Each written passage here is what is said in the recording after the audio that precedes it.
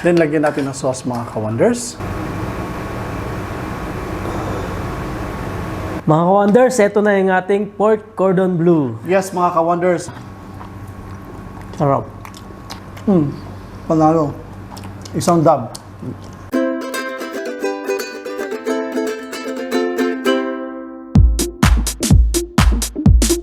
Mayong adlaw mga kaigalaan. Ako si Chokoy. Ako si Mark. And welcome sa Wondering Kusina. Today's episode, ang gagawin natin is Pork cordon bleu.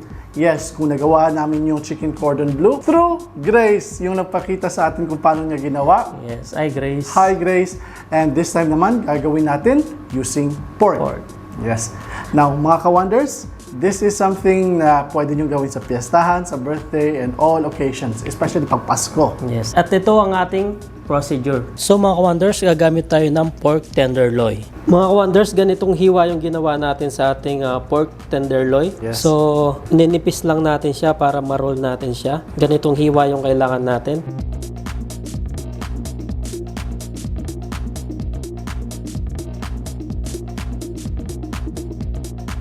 Then, lagyan lang natin siya ng black pepper. Spread lang natin.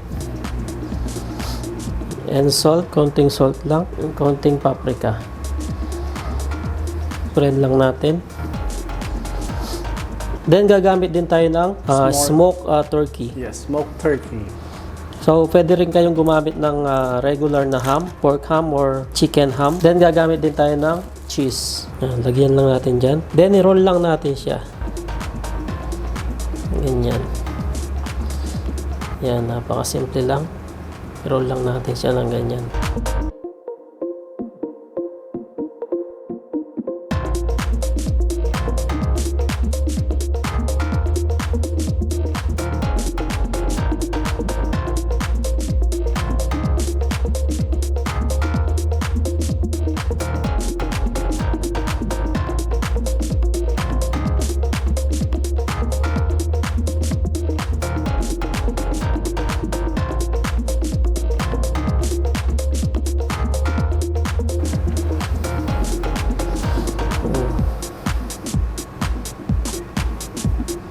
So, nakagawa na tayo ng pito na yung na-roll natin.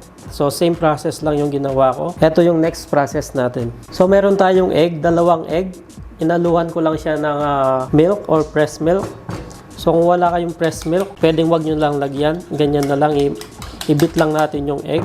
And then, lubog lang natin dyan yung ating nagawang pork cordon bleu. And then, meron din akong flour. Then, nagyan ko lang siya ng salt, pepper, and paprika. Dito yung ating first dip. Then, lubog natin ulit dito sa ating egg. So, after natin lubog ulit sa ating egg, ilagay lang natin siya dito sa ating breadcrumbs. So, ito na yung nagawa namin. Yes. Finish. So, ganyan yung itsura niya. Ulit-ulitin lang natin yung process, mga ka-wonders. Very easy and napakadaling sundin. So mga ka-wonders, ito na yung ating linagyan ng breadcrumbs and itlog and... Ito yung pork cordon bleu natin na hilaw pa. So, yes, pipituhin na natin. yes. So And kailangan natin ng maraming mantika kasi exactly. Kasi deep fry siya. Buksan lang natin yung ating kalan. Then lagyan lang natin ng mantika. So kailangan pa natin ng medyo maraming mantika. Painitin lang muna natin yung mantika natin bago natin ilagay yung mga cordon bleu natin. Mga ka-wonders, mainit na yung ating mantika. So, pwede na nating ilunod yung ating cordon bleu. cordon bleu. Cordon bleus? Lunod lang natin. Hinahan lang natin yung ating apoy para hindi siya agad ma-brown. Yan. Lagay tayo ng 3, 4. Yan. Pwede na yung 4. Tingnan nyo mga ka-wonders, so parang chicken cordon bleu siya. So don't be surprised mga ka-wonders na medyo na-brown siya agad. Pero yung loob niyan, hilaw pa yan. So we'll just have to keep it for a few minutes bago nating tanggalin. So tanggalin na natin mga ka-wonders.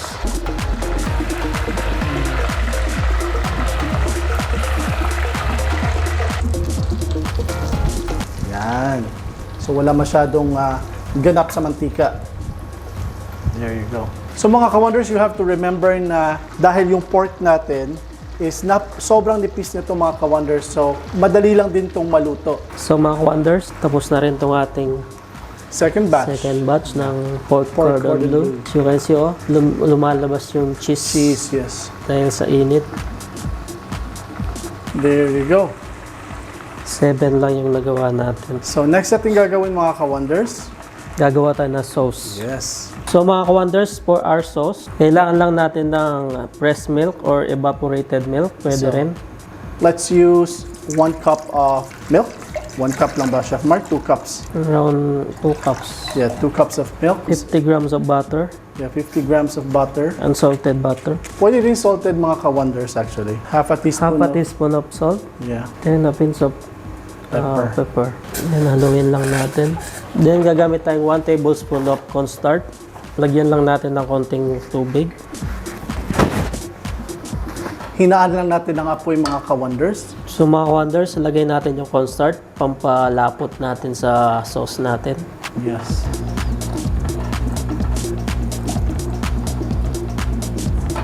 You can also add cheese mga ka-wonders sa ganitong klaseng sauce. Dagdagan lang natin ng konting asin. So mga ka-wonders, okay na yung White sauce natin para sa ating cordon bleu. So slice na natin yung ating cordon bleu. Tignan natin kung ano itsura sa loob niya. Yes. So mga ka-wonders, slice na natin yung ating pork cordon bleu. Ayan, tignan nyo yung cheese. Melted siya sa loob. Galing. Ayan. Yan. Then, lagyan natin ng sauce mga ka-wonders.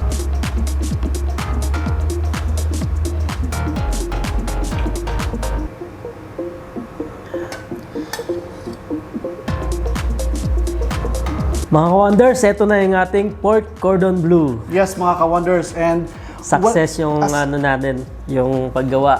tama. Successful yung atong paggawa natin. And then may free recipe pa ng sauce niya.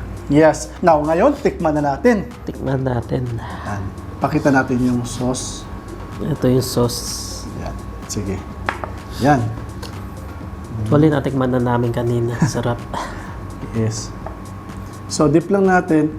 So, FYI mga ka-wonders, yung sauce natin, it has to be eaten freshly made. Kasi medyo manigas siya ng konti dun sa surface niya. Sarap. Yeah. Galing. Sarap, no? Sarap. Panalo. Isang dab. This one, yung So pork ito, natin. on the spot, On the pinrito spot, na natin. yes. Exactly. Kaya, ano siya, juicy yung meat Yes. and tender. Yeah, tender at juicy. At the same time, ang sarap ng combination ng cheese na nasa loob. And with all, yung turkey. and turkey ham. Yes. Alright, that's it. Okay. So mga ka-wonders, I hope you like this episode. And if you're new to the channel, so Wandering Kusina, welcome to Wandering Kusina. And please subscribe to our channel and click that notification bell para updated kayo sa lahat ng mga bagong videos namin. Meron And din kaming social media account. Meron kaming Facebook and Instagram. please like our photos and then like and share nyo na rin yung aming mga videos sa Facebook. Yes. So mga ka-wonders, please follow us sa Facebook ha. Click yung like button sa page namin. Okay. That's it mga ka-wonders. I hope you liked this episode for today. And please share to your family and friends. And that's it for now. Ako si Chakoy. And ako si Mark. Stay cool, stay safe, and peace.